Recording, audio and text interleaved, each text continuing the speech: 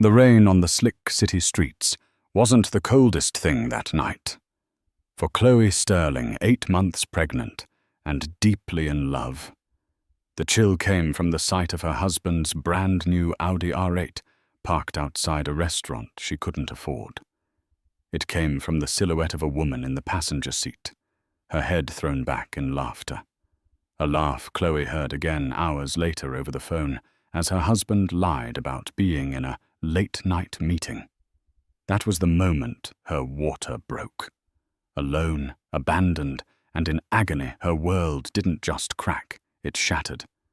This is the story of that shattering and the incredible, unexpected stranger who helped pick up the pieces. Chloe Anderson Sterling believed in the life she had built. It was a life painted in the hues of success, a penthouse apartment overlooking the city, and the steady, reassuring presence of her husband, Liam Sterling. Liam was a force of nature, a real estate developer, whose ambition was as towering as the skyscrapers he helped erect. He was charming, driven, and to Chloe, he was the entire world. She had met him when she was a promising young architect, and he a junior developer with dreams that glittered in his eyes. She'd fallen for the dreams as much as the man. For 5 years, their life was a whirlwind of social events, gallery openings, and quiet, stolen moments that felt more real than any of it. When Chloe became pregnant, they decided she would step back from her demanding career at the prestigious firm Sasaki Associates to focus on their growing family. It was a joint decision, a sacrifice she was happy to make. She'd poured all her creative energy into designing their nursery, a serene space of soft greys, warm oak, and a hand-painted mural of a gentle forest scene. This room was her heart, a tangible representation of the love she was ready to pour into their child. But over the past few months, a subtle chill had crept into their gilded cage. Liam was working later, his nights consumed by investor dinners and site emergencies. When he came home, he smelled of expensive cologne she didn't recognize and a faint cloying perfume that clung to his suits. He'd become attached to his phone, angling it away from her, his fingers flying across the screen in hushed conversations. "It's just this new high-rise project, sweetheart," he'd say, kissing her forehead. "The financing is a nightmare. You know how demanding Viktor Popov is." Chloe knew Viktor Popov, the Russian oligarch, investing in Liam's latest luxury condominium project, the Apex. The man was notoriously difficult. She wanted to believe Liam to brush off the gnawing anxiety in her gut as pregnancy hormones.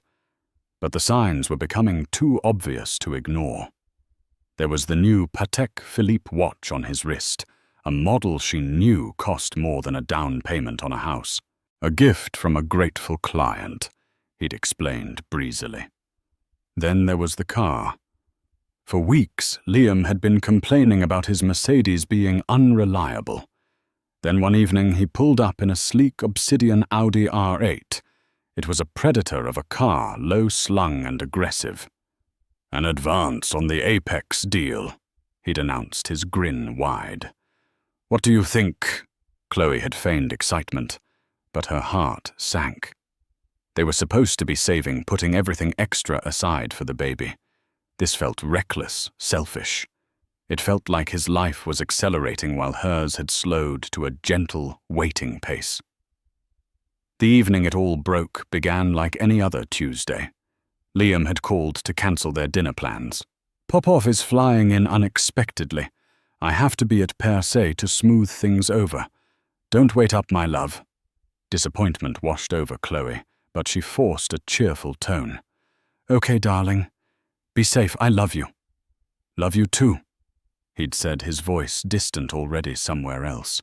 Hours later, restless and craving a specific brand of artisanal gelato she'd seen downtown, Chloe decided to take a cab. It was a foolish indulgence, but she felt a desperate need to escape the silent, cavernous apartment. As the cab navigated the rain-slicked streets of downtown, a familiar shape caught her eye. Parked in a valet-only spot in front of Cipriani, not per se, was Liam's Audi R8. Her breath hitched. The cab driver slowed for traffic, and she had a perfect heart-stopping view through the restaurant's floor-to-ceiling windows. There was Liam. He was not with the portly, balding Viktor Popov. He was leaning across a small, intimate table, his hand covering that of a stunning woman with raven black hair and a crimson dress. The woman laughed a sparkling, carefree sound that Chloe could almost hear through the thick glass. As she watched, Liam leaned in and kissed her a lingering, possessive kiss that was achingly familiar. The world tilted on its axis. The gelato was forgotten. "Take me home," she whispered to the driver, her voice a fragile thread. Back in the apartment, the nursery felt like a mockery. The gentle forest mural seemed to warp the trees, twisting into menacing shapes. She sat in the rocking chair, her hands wrapped protectively around her swollen belly, and waited. Each tick of the grandfather clock in the hall was a hammer blow against her heart. He finally came home just after midnight, the scent of rain, that foreign perfume, and expensive wine clinging to him. Long night. He sighed, loosening his tie. "Popov is a shark." Chloe's voice was dangerously quiet. "How was Cipriani?" Liam froze. For a split second, a flicker of pure panic crossed his face before the mask of nonchalance snapped back into place. "What are you talking about? I was at Per Se." "Don't lie to me, Liam," she said, her voice trembling but firm. "I saw you. I saw the car. I saw her." The gaslighting was immediate and vicious. "Chloe, you're not making any sense. You're emotional. You're pregnant. You must have been mistaken." "Who is she?" Chloe pressed, standing up, the movement causing a sharp twinge in her lower back. "She's nobody," he snapped, his voice rising. "She's a client relations manager for one of the suppliers. I was just grabbing a quick drink with her team after the real meeting. You're blowing this completely out of proportion. You kissed her, Liam." The words hung in the air, heavy and undeniable. His face hardened. "You know what? I don't have the energy for this. I'm going to sleep in the guest room. We can talk in the morning when you're less hysterical." He turned his back on her and walked away, leaving her alone with the rubble of their life. As he closed the guest room door, a wave of intense, searing pain shot through her abdomen. She gasped, clutching her belly. It couldn't be. It was too soon. But then she felt a warm gush of fluid down her legs, and a primal fear, colder and sharper than any heartbreak, seized her. Her water had broken. Panic, cold and absolute, washed over Chloe. The pain was a tightening fist in her lower back, radiating around her abdomen in a relentless, cresting wave. This wasn't the gentle preparatory, Braxton Hicks contractions the doctor had described. This was real. This was happening. Her first instinct was Liam. Despite the raw wound of his betrayal, he was still her husband, the father of this child. He had to know. He had to be here. Stumbling out of the nursery, she leaned against the cool wall of the hallway, breathing through the agony. She banged on the guest room door. "Liam! Liam! Something's wrong!" There was a muffled groan from within. "Chloe, for God's sake, go to sleep." "No, Liam, you don't understand," she cried, her voice cracking. "My water broke. The baby is coming." The door flew open. Liam stood there, his hair disheveled, his eyes bleary and filled with annoyance that slowly morphed into alarm as he took in her state, her pale, sweat-sheened face, her hand clutching the doorframe for support, the dark patch spreading on her pajamas. "Are you serious?"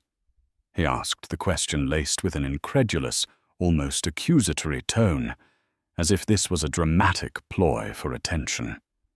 "Yes, I'm serious. We have to go to the hospital, Now.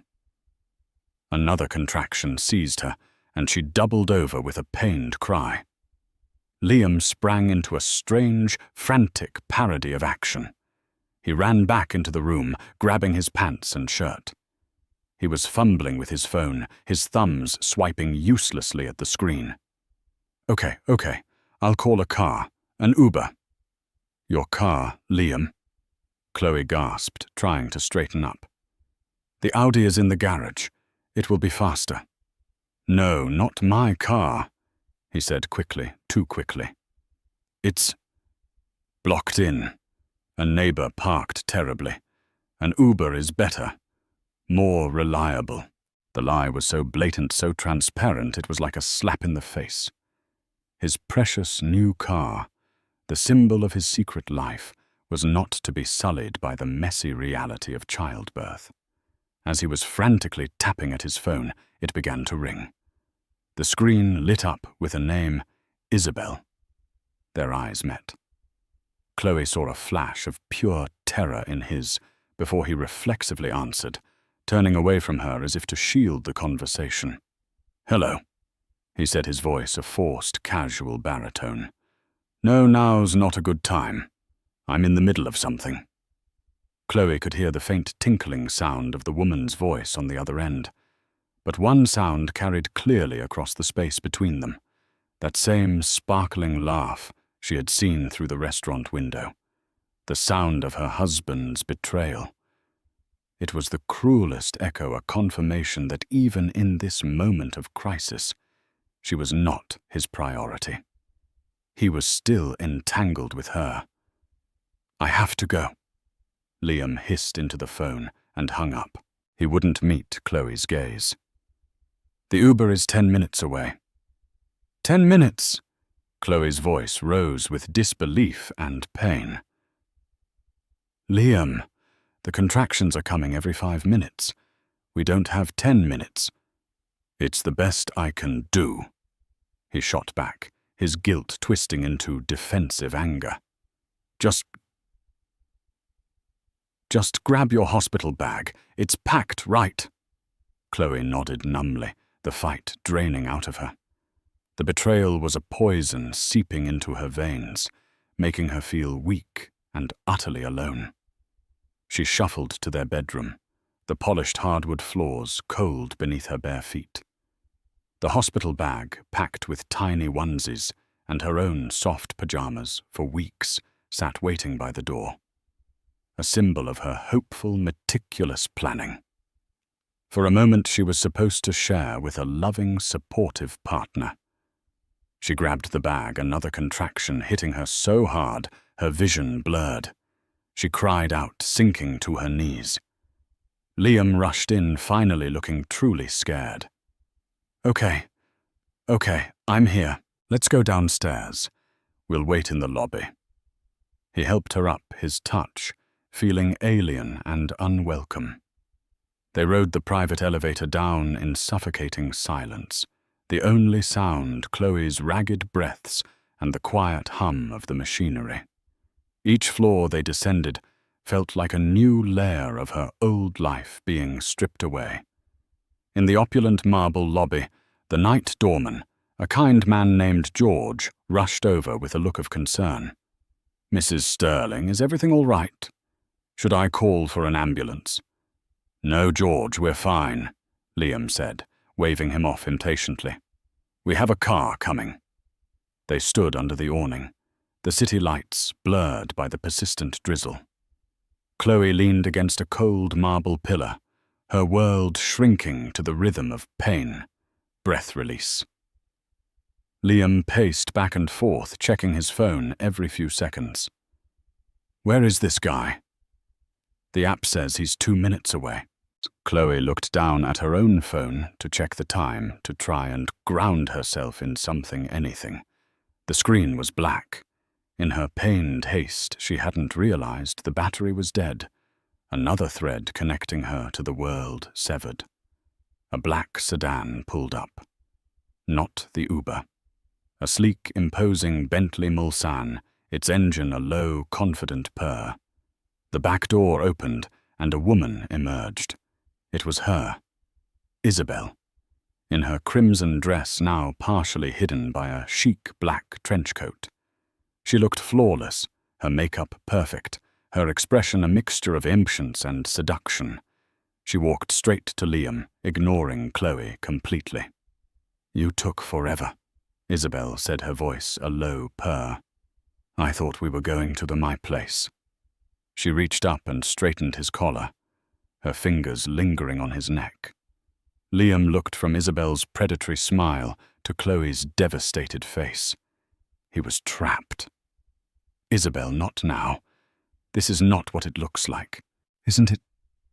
Chloe whispered the words, barely audible, over the roaring in her ears. The pain returned a colossal, overwhelming wave that buckled her knees. She cried out a raw animal sound of distress. Isabel finally seemed to notice her, her eyes scanning Chloe's pregnant form with a look of cold, dismissive appraisal. "Oh," she said, a smirk playing on her lips. "I see. A bit of drama." Liam panicked. "Isabel, just get in my car. Go, I'll call you later." "Your car?" she asked, arching a perfectly sculpted eyebrow. "You mean the one I helped you pick out? The one you're still making payments on?" She turned and gestured to the Audi R8, which had just been brought around by the valet and was idling behind her, Bentley gleaming under the streetlights. The neighbor's car had never been blocking it in. The final lie was laid bare. Liam hadn't wanted to take her to the hospital in his car because he was waiting for his mistress. He was going to leave his wife in labor, waiting for a taxi while he drove off with another woman. The sheer calculated cruelty of it stole Chloe's breath. As Isabel slid gracefully into the passenger seat of the Audi, Liam gave Chloe a desperate, pleading look. "Chloe, I can explain." But there was nothing to explain. With a roar of its engine, the Audi R8 pulled away from the curb, its red taillights disappearing into the rainy night. Liam stood on the sidewalk, caught between two worlds, having chosen the wrong one. And Chloe was left standing alone on the brink of motherhood, completely and utterly abandoned. The Uber, according to Liam's phone, which he was now staring at blankly, had just cancelled the trip. The world dissolved into a kaleidoscope of pain and blurred city lights.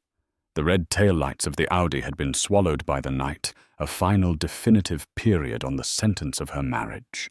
Liam stood frozen on the sidewalk, a statue of indecision and cowardice.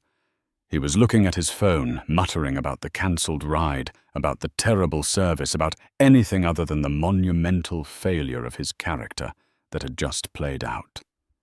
Chloe didn't have the energy to scream at him. She didn't have the strength to cry. All of her being was focused on the primal, overwhelming task her body had undertaken. Another contraction stronger than the last ripped through her. Her legs gave way, and she crumpled onto the cold, wet pavement of the porte cochere, the designer hospital bag falling beside her with a soft thud. The doorman. George rushed to her side, his face a mask of alarm. "Mrs. Sterling, I'm calling 911 right now." "No. Ambulance. Too long." Chloe managed to gasp, the words punctuated by ragged breaths. The traffic on the street was a swish of indifferent headlights. No one was stopping. No one saw her. She was invisible in her agony. Liam was finally shaken from his stupor. "Chloe, get up. We can't stay here." He tried to pull her up his hands, clumsy and ineffective. His touch felt like an intrusion, a violation. "Don't touch me." She breathed the words laced with a sudden sharp venom that surprised even herself. It was in that moment of absolute despair, a tableau of human failure under the indifferent city glow, that a car pulled over. It wasn't flashy like the Audi or ostentatious like the Bentley. It was a dark, impossibly sleek sedan, an Aston Martin Rapide, though Chloe was in no state to recognize its make. It was a vehicle of quiet, confident power, and it glided to a stop directly in front of them. The driver's side door opened, and a man emerged. He moved with an unhurried grace, holding a large black umbrella that seemed to command its own circle of calm in the chaotic, rain-swept night. He was tall, dressed in a perfectly tailored charcoal suit, his dark hair lightly peppered with silver at the temples. His face was etched with lines of concern, his eyes a startlingly clear blue, immediately assessing the situation with an unnerving intelligence. He took in the seen Chloe on the ground, the panicked husband, the concerned doorman. His gaze lingered on Chloe, and there was no pity in it, only a profound and immediate empathy. "Is she in labor?" he asked, his voice calm and resonant, cutting through Liam's frantic muttering.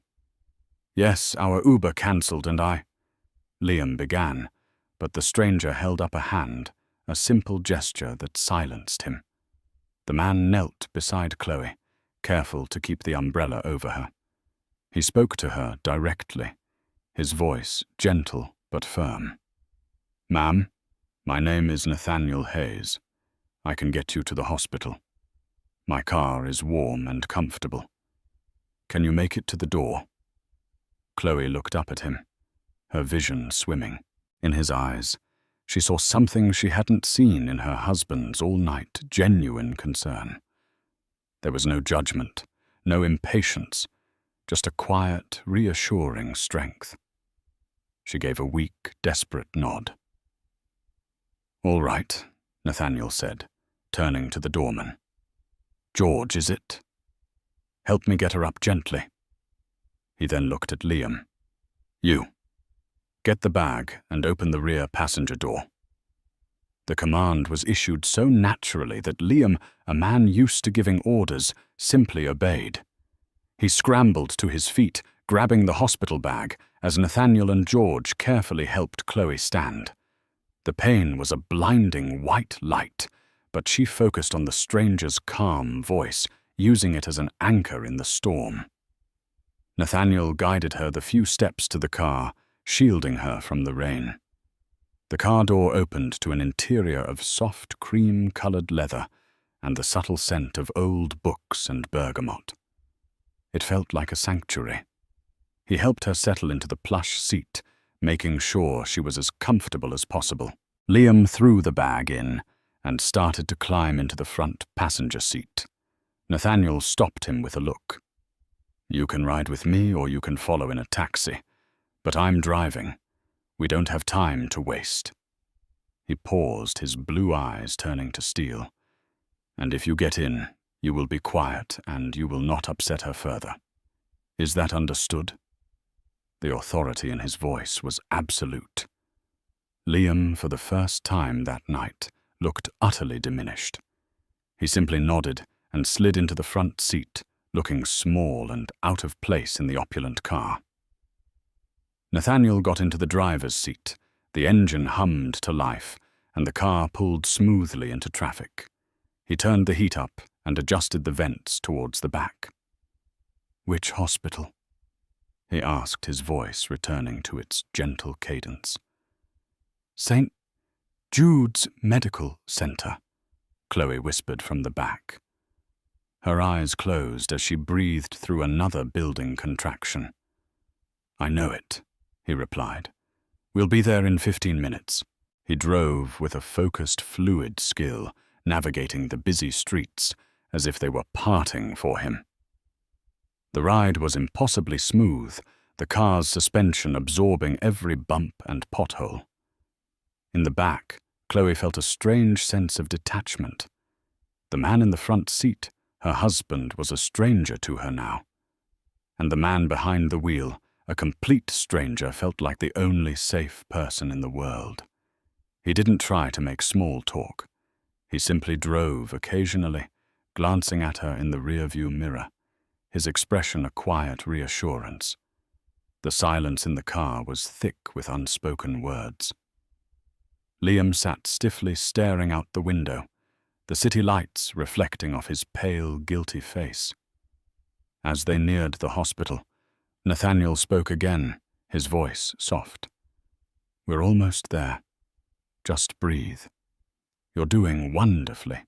His simple words of encouragement were so profoundly kind, so diametrically opposed to the cruelty she had just endured that tears began to stream silently down Chloe's face.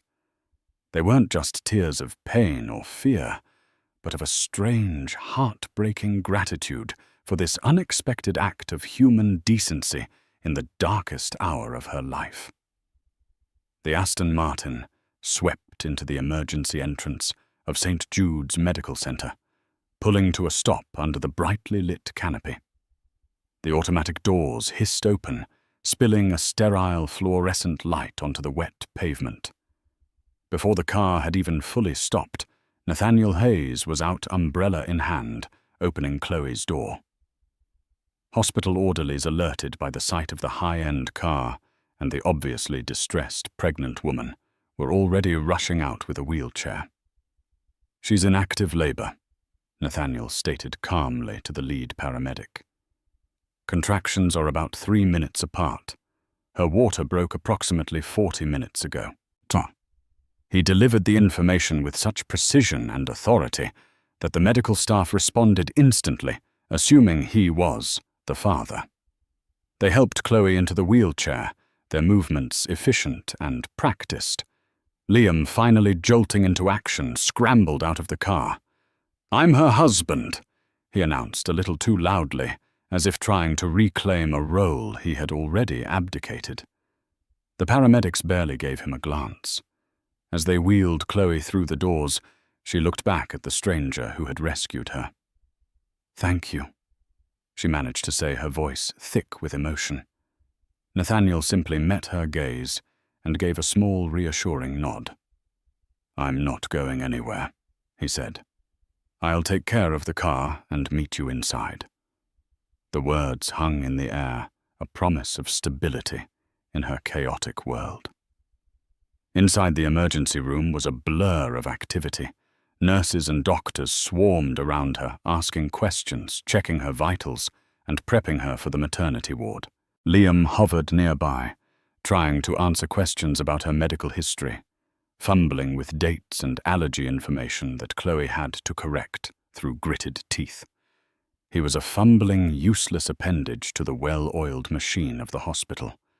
They moved her to a private delivery room upstairs.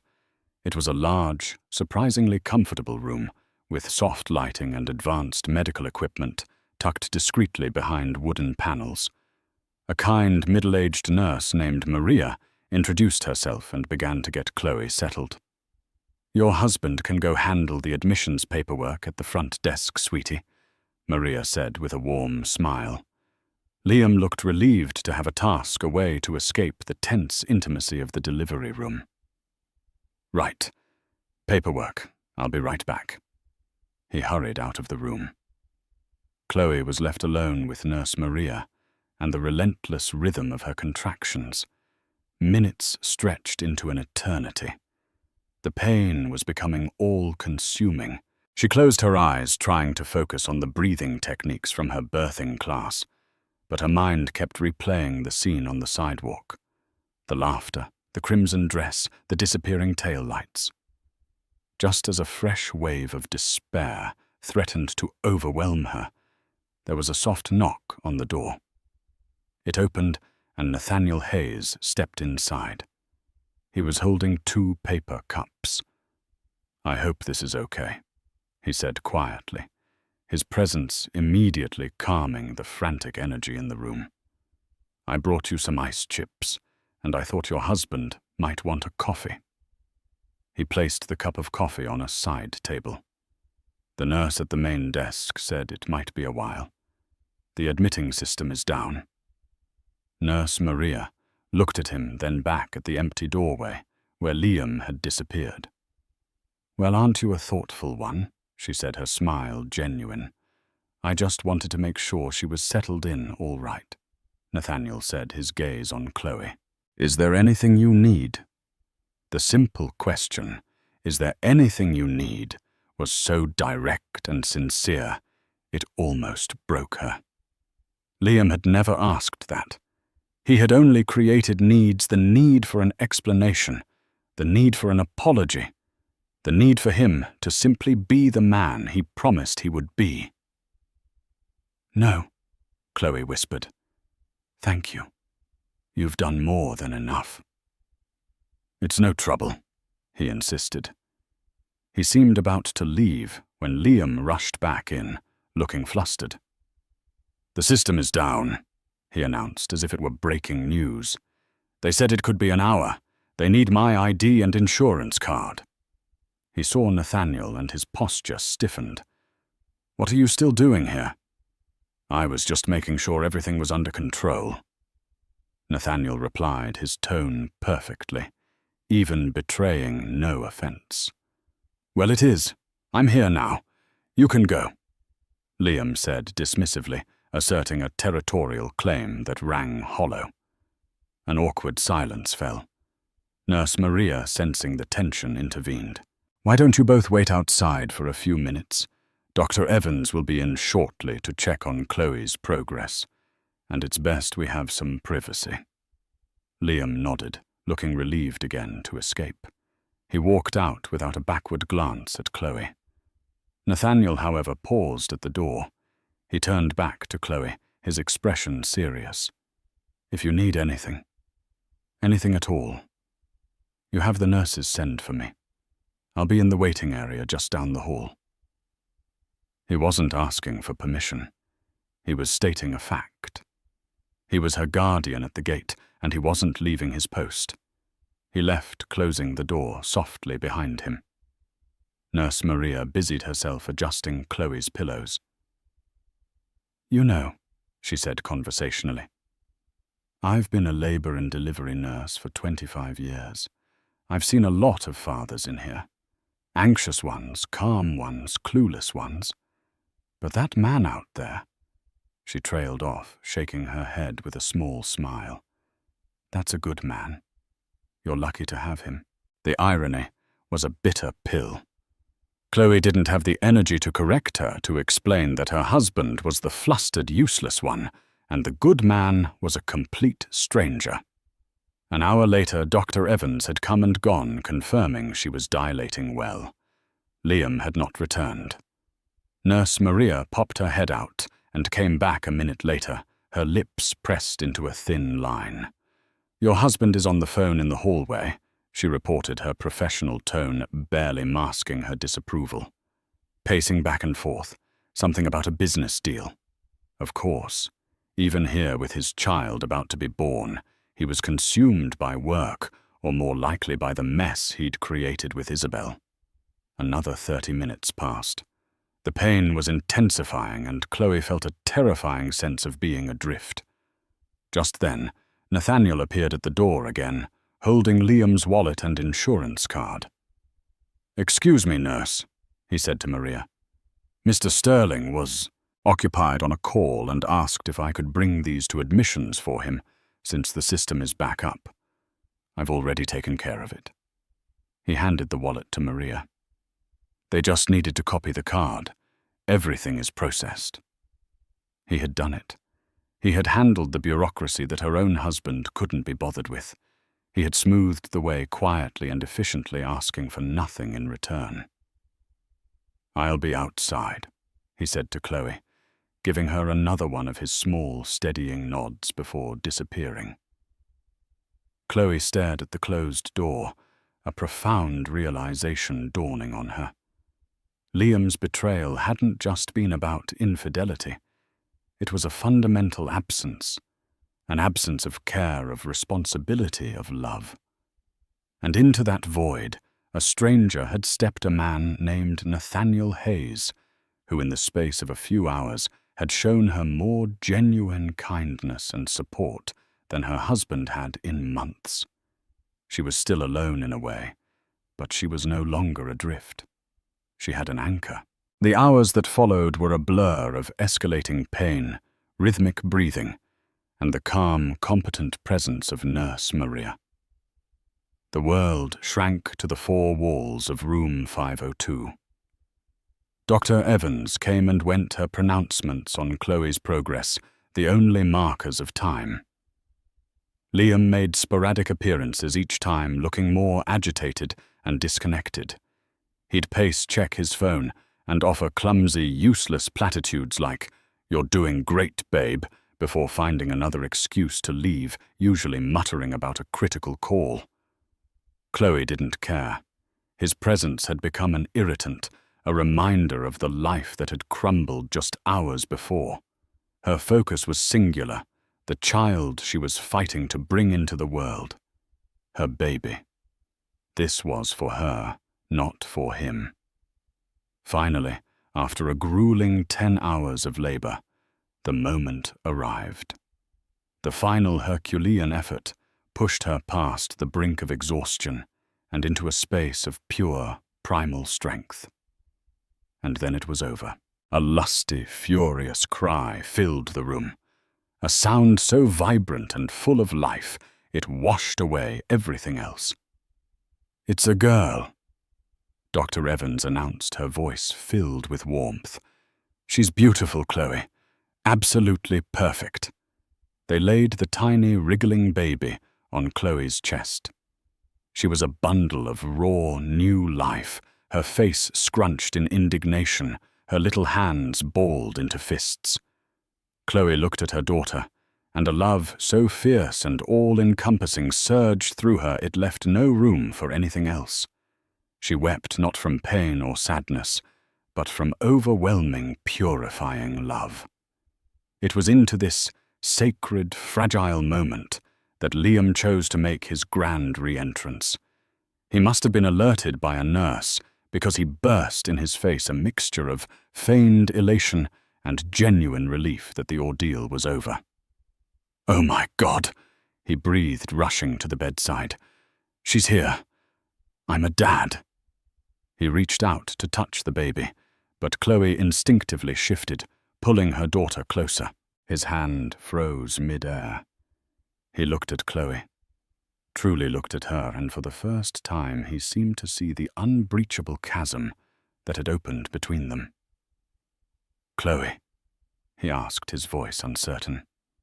"Don't," she said, her own voice low and steady, imbued with a new steely resolve she hadn't possessed before.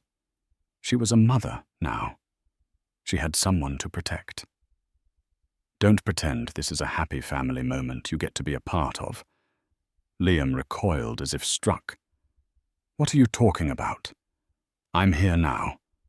Our daughter was just born." "Our daughter was born after you left her mother in labor on a sidewalk to go meet your mistress." Chloe stated each word a carefully placed, devastating blow. "Our daughter was brought to this hospital by a stranger because her own father couldn't be bothered. You weren't here, Liam. Not in any way that mattered." "That's not fair," he protested, his voice rising. "I was dealing with a crisis. My deal with Popov was falling apart. Everything I do for this family." "Stop it," Chloe said, her eyes flashing. "Just stop lying. There are no more lies." "I heard Isabel's laugh on the phone when I called you for help. I saw her get into your car. The car you lied about, the money you lied about. Who were you on the phone with all night, Liam? Her or Popov?" His face went pale. He had no answer. He just stood there, his multi-million-dollar deals and his pathetic excuses shriveling to nothing in the powerful, authentic light of that delivery room. The door opened quietly. Nathaniel Hayes stood there, his expression unreadable. He had clearly heard the raised voices. He held a small, beautifully wrapped gift box in his hands. "I apologize for interrupting," he said, his calm voice, a stark contrast to Liam's panicked energy. "The nurses told me the good news. I just wanted to drop this off, and to see if you and the baby needed anything." Liam whirled on him. Who the hell do you think you are? You need to leave. This is a private family matter. Nathaniel's gaze didn't waver. He looked past Liam directly at Chloe. Is that what you want? He asked her softly. It was a choice. A clear, definitive choice. Stay with the broken past, or acknowledge the steady, respectful presence that had materialized from the storm. No, Chloe said, her voice ringing with clarity. She looked at Liam, her heart no longer breaking but hardening into something strong and resilient. I want you to leave, Liam. What? He sputtered, incredulous. You can't be serious. I'm your husband. I have rights. You abdicated your rights on the sidewalk tonight, she said coldly. Get out. This is ridiculous. Liam's voice escalated into a shout. You're hormonal. You're not thinking straight. I'm not going anywhere. He took a step toward the bed, his face a mask of fury and desperation. Nathaniel moved with a surprising quickness. He didn't touch Liam, but he positioned himself between him and Chloe's bed, a silent, immovable barrier. I believe the lady asked you to leave, Nathaniel said, his voice dropping to a low, dangerous register. The baby has just been born. She needs a calm environment. I suggest you go before I have security escort you out. There was no question that it was a threat, and a credible one. Liam looked from Nathaniel's resolute face to Chloe's implacable one. He was outnumbered, defeated. With a strangled sound of pure frustration, he turned and stormed out of the room, slamming the door behind him. The room fell silent, the only sound the soft snuffling of the baby in Chloe's arms. The confrontation had left Chloe shaking, but a profound sense of relief washed over her. It was over. The lie was over. Nathaniel remained by the door for a moment, as if to ensure Liam was truly gone. Then he walked over, placing the small gift box on the bedside table. I am truly sorry for your pain, he said, his sincerity absolute. But for what it's worth, congratulations on your beautiful daughter. She's a fighter, just like her mother. He looked at the baby, and for a fleeting moment, an expression of profound, heart-wrenching sadness crossed his face, before being replaced by a gentle smile. It was a glimpse of a hidden sorrow, a hint at the man behind the calm exterior. Do you have a name for her? He asked. Chloe looked down at her daughter, her perfect, tiny miracle. Lily, she said softly. Her name is Lily. Lily. Nathaniel repeated the name, a soft benediction. It's a beautiful name, a symbol of new beginnings. He met Chloe's eyes, and in his, she saw not a savior or a knight in shining armor, but something far more rare, a kindred spirit.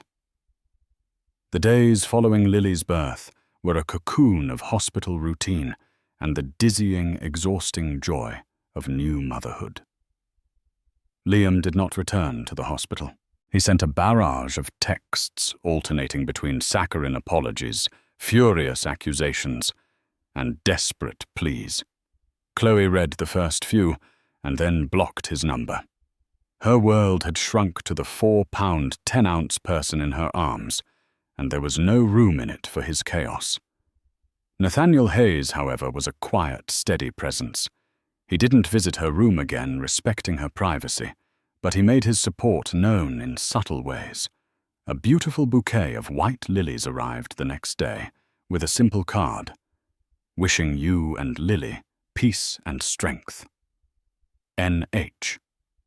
He had also, she learned from Nurse Maria, arranged for her to have the best lactation consultant on staff, and had paid for the upgraded private recovery suite, all done anonymously through the hospital's foundation. When she tried to thank him via a message passed through a nurse, the only reply was, "A friend of mine was once in your position. Please just focus on your daughter." When Chloe and Lily were discharged, a car service, discreet and professional, was waiting for them. Not a flashy Aston Martin, but a safe, comfortable SUV with a professionally installed infant car seat. The driver had an envelope for her. Inside was a key and an address to a fully furnished two-bedroom apartment in a secure, family-friendly building with a note. "A safe place for you and Lily to land. 3 months' rent is taken care of. Think of it as a gift from one parent to another." Chloe was overwhelmed by the magnitude of his generosity, but she was also a proud, capable woman. She couldn't accept charity. Yet as she stood in her empty penthouse, the nursery now a painful reminder of a shattered dream, she knew she couldn't stay. She and Lily needed a fresh start, a fortress away from Liam. She accepted the apartment as a temporary loan, a sanctuary she would repay as soon as she was on her feet. Her first call was to a divorce lawyer, a sharp, no-nonsense woman named Jessica Finch. "He'll fight you," Jessica warned during their first meeting, Lily asleep in her carrier at Chloe's feet. "Men like Liam Sterling with big egos and bigger assets, they don't go down easy. He'll try to paint you as an unstable, vindictive woman and go for custody." The thought sent a spear of ice through Chloe's heart. "He can't. After what he did, he'll twist it," Jessica said grimly. "He'll say he was managing a business crisis to provide for you, and that you, in a fit of hormonal rage, locked him out of his child's life. We need leverage, something concrete." A week later, as Chloe was wrestling with legal paperwork and sleep deprivation, she received a call from an unknown number. "Ms. Sterling, my name is Robert Davies. I'm a private investigator. I work for Mr. Nathaniel Hayes." His voice was gravelly and professional. "Mr. Hayes was concerned that your husband might prove difficult.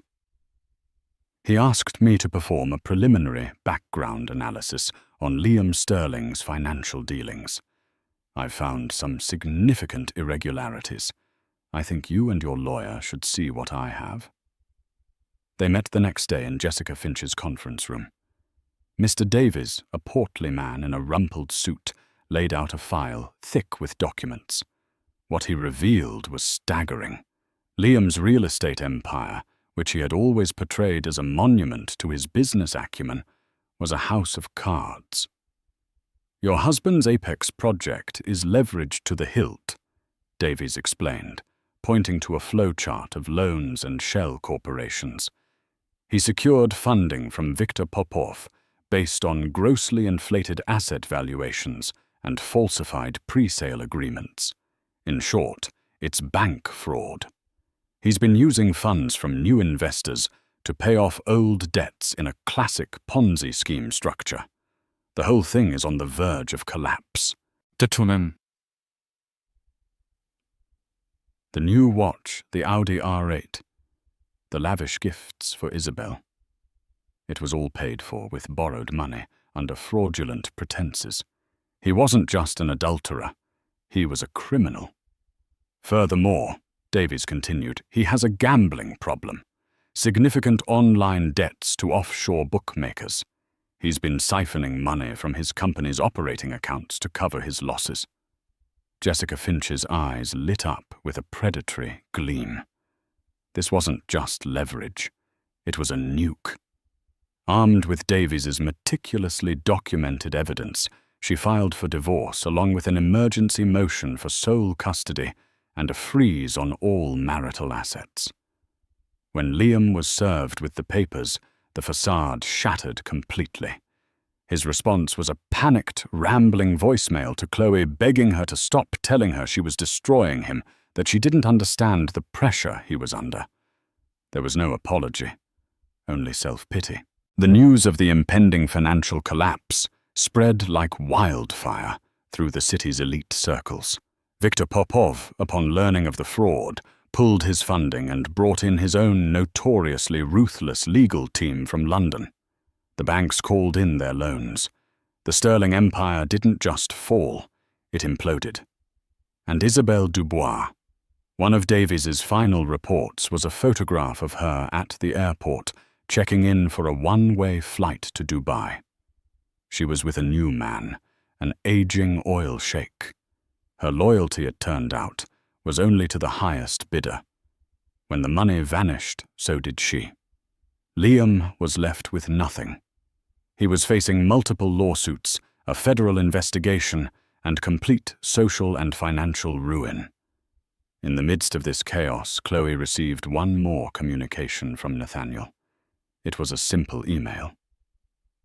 Chloe, I hope this information, while painful, will help ensure a secure future for you and Lily.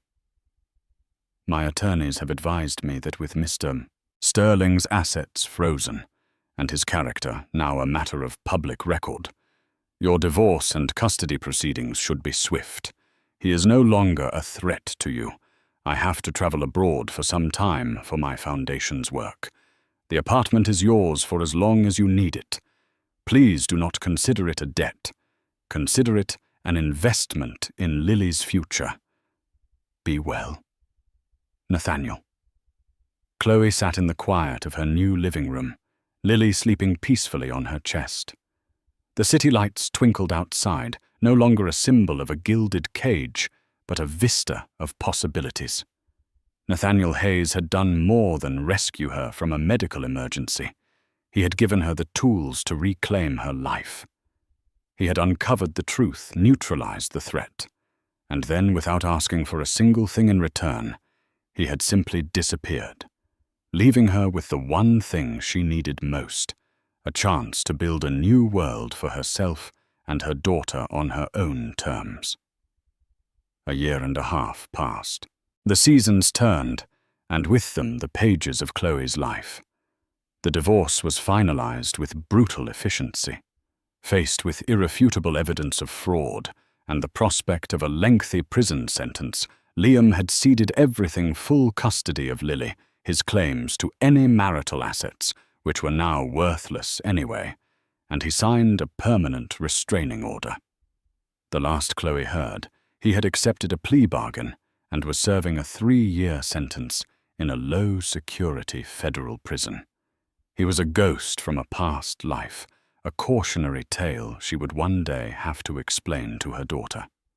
Chloe didn't look back. She poured her energy forward.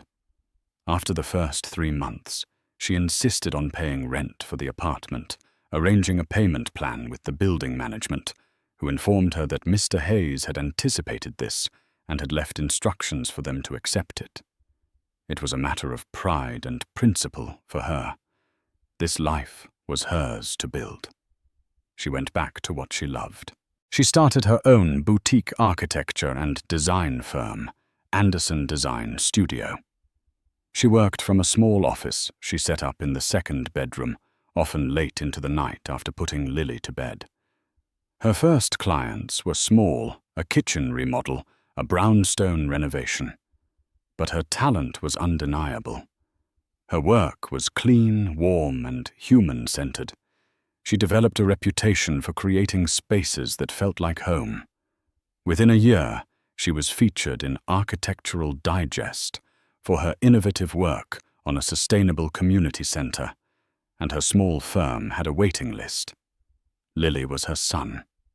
She was a bright, curious toddler with Chloe's determined chin and a laugh that could fill any room with light. They spent their weekends in the park, at the museum, or simply building block towers on the living room floor.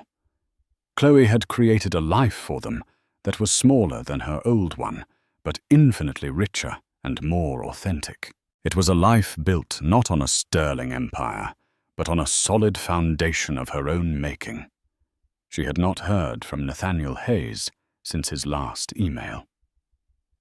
She often thought of him, the quiet, kind man who had been a port in the most violent storm of her life. She wondered about the fleeting sadness she had seen in his eyes in the hospital room. She hoped he was well wherever in the world his work had taken him. One crisp autumn afternoon, Chloe was at the playground pushing a giggling Lily on the swings. She felt a presence beside her and turned. It was him.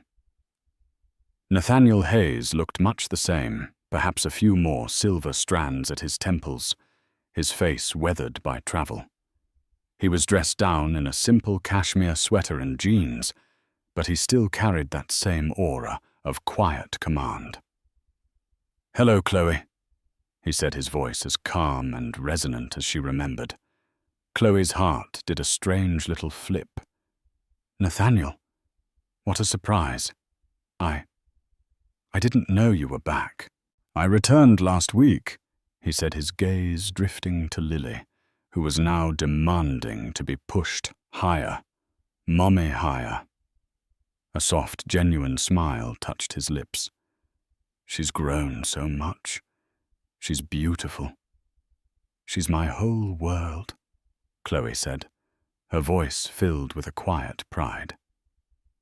They stood in comfortable silence for a moment, watching Lily soar back and forth.